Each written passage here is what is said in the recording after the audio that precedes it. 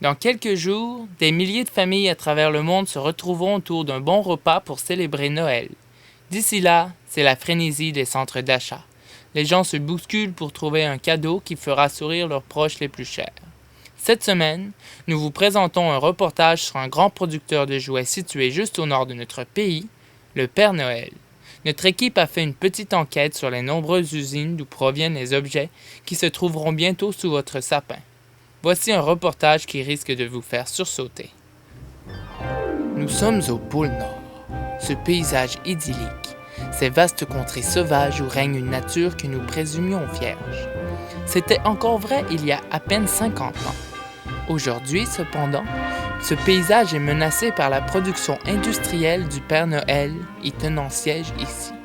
La manufacture produisant à l'époque des chandelles et des chevaux de bois s'est transformée au cours des années en une véritable cité de complexes industriels.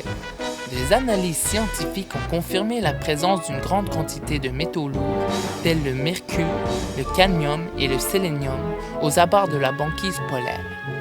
Des prélèvements de sang de cordons des nouveau-nés inuits relèvent un taux de polychlorobiphényle 4 fois plus grand et un taux de mercure 15 à 20 fois plus élevé chez les bébés nés plus au sud. Ces polluants présents dans les métabolismes ont un impact sur le taux de natalité et peuvent provoquer des déficits de neurotransmission et divers problèmes cognitifs. La présence quasi exclusive du Père Noël au pôle Nord ne laisse aucun doute quant à la source de la pollution. Rappelons à ce sujet qu'aucun pays n'est souverain en Arctique, dans la zone où se situent les manufactures du Père Noël.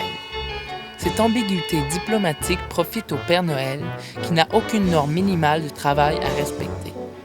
Paradoxalement, afin de satisfaire à la demande croissante de cadeaux le jour de Noël, des milliers d'enfants travaillent dans ces usines qui sont en fait de véritables camps de travail.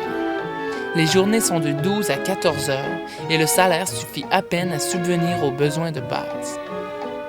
Le Père Noël a refusé de nous accorder une entrevue, mais des semaines passées à l'épier nous a permis d'obtenir quelques informations troublantes à son sujet.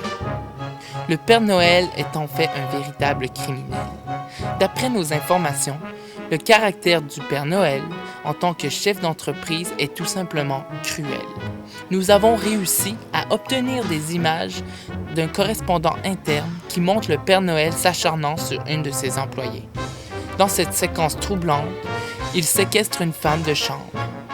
Notre filiature a aussi permis de confirmer nos soupçons en ce qui concerne sa consommation de drogue.